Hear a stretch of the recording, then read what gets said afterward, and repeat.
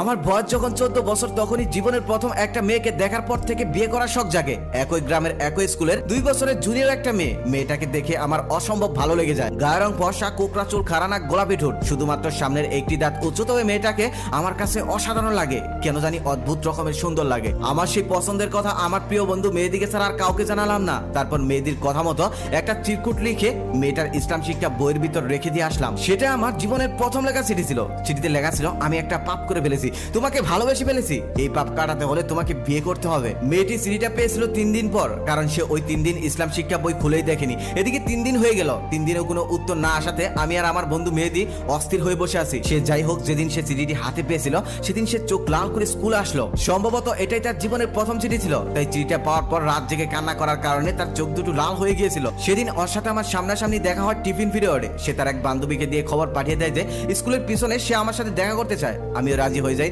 তারপর দৌড়ে চলে যাই স্কুলের পিছনে। মেয়েটা আগের থেকে সেখানে গিয়ে দাঁড়িয়েছিল। আমাকে দেখার সাথে সাথে সে আমাকে বলল, আপনি কি আমাকে ভালোবাসেন? আমি বললাম বাসি। মেয়েটা তখন বলল, আপনার এই চিঠিটা নিয়ে গিয়ে যদি আমি হেডমাস্টারের কাছে নালিশ করে দেই, জানেন আপনার কি হবে? আমি তখন বললাম, জানবো না কেন, আমাকে পিটাতে পিটাতে একদম স্কুল থেকে মেন রুট পর্যন্ত দিয়ে আসবে। মেয়েটা তখন আবার বলল, তারপরেও ভালোবাসেন? আমি তখন বললাম, শুধু ভালোবাসি না, বিয়েও করতে চাই। মেয়েটা তখন আমাকে বলল, আমার তো বিয়ের বয়স হয়নি, মেয়েদের বিয়ের বয়স হতে 18 বছর লাগে, আর আপনারও বিয়ের বয়স হয়নি, ছেলেদের বিয়ের বয়স হতে 21 বছর লাগে। আমি তখন বললাম, তাহলে আমার যখন 21 হয়, তোমার যখন 18 হয়, আমরা তখনই বিয়ে করব। তখন মেয়েটা একটু আস্তে আস্তে বলল, সত্যি বিয়ে করবেন তো? আমি তখন বললাম, সত্যি বিয়ে করব। তখন মেয়েটা আবার বলল, তাহলে কথা দেন।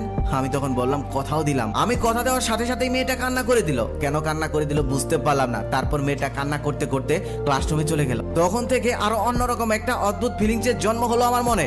ভালোবেসে ফেললাম আমি ওকে। আমার প্রিয় বন্ধু মেহেদীদের পাশের বাড়ি ছিল ওদের বাড়ি, তাই আমার প্রিয় বন্ধু মেহেদীকে দিয়েই চিঠি আদান প্রদান করতে লাগলাম। এভাবেই চিঠি আদান প্রদান করতে করতে আমাদের ভালোবাসা 1 বছর কেটে গেল। 1 বছরের মধ্যে গ্রামের অনেকে আমাদের প্রেম সম্পর্কে জেনেও গেল। দুষ্ট ছেলে মেয়েরা গাছের মধ্যে লাভ এঁকে শাকিল প্লাস নিভা লিখে রাখতো। আমাকে দেখলেই নিভা নিভা বলে ডাকতো, আবার নিভাকে দেখলেই শাকিল শাকিল বলে ডাকতো।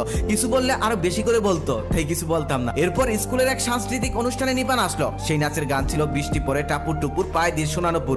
সেদিন নাচটা দেখার পর আমার মনে হয়েছিল সত্যি সত্যি নিভাকে আমি একজোড়া সোনার নুপুর কিনে দেবো, আর সেগুলো পরেই সে নাচবে। তখন থেকে আমি আব্বার পকেট থেকে টাকা চুরি করতে লাগলাম নিপার জন্য সোনার নুপুর কিনে দেবো বলে। সময় যেতে লাগলো, টাকার পরিমাণও বাড়তে লাগলো, তবে সোনার নুপুর কিনে দেওয়ার মতো টাকা এখনো জোগাড় হলো না। এদিকে নিপা আমার জন্য একটি সবুজ রুমালে ফুলের আলপনা একে লিখে ফেললো, ফুলও না আমায়। তারপর সেই রুমালটা আর একটা ইটকাট ওর থেকে পেয়ে আমার সেদিন কিশোর বয়সে অবুঝ মনে চোখে জল এসেছিল। কিন্তু আমাদের এই অশ্রু জলের মধুর ভালোবাসা দীর্ঘস্থায়ী হলো না। নিপার জন্য সোনার নুপুর কিনে দেওয়ার আগে আমাকে মানচিত্রের অপর পাশে অন্য একটি শহরে নিয়ে গেল আমার বাবা। সেখানে গিয়ে নতুন একটি স্কুলে ভর্তি করিয়ে দিল। শহরের নতুন সেই স্কুলে নতুন নতুন বন্ধু বান্ধবী পেয়ে ভুলে গেলাম নিপাকে, ভুলে গেলাম আমার সেই গ্রামের স্কুলের সমস্ত বন্ধু বান্ধবকে। কারণ তখন মোবাইলের ব্যবহার তেমন একটা না থাকায় আর কখনোই কারোর সাথে যোগাযোগ হয়ে ওঠেনি আমার, আর কখনোই যোগাযোগ হলো না নিপার সাথে। এভাবে দেখতে দেখতে দীর্ঘ 9 বছর কেটে গেল। এখন আমি অনেকটা বড় হয়ে গেছি।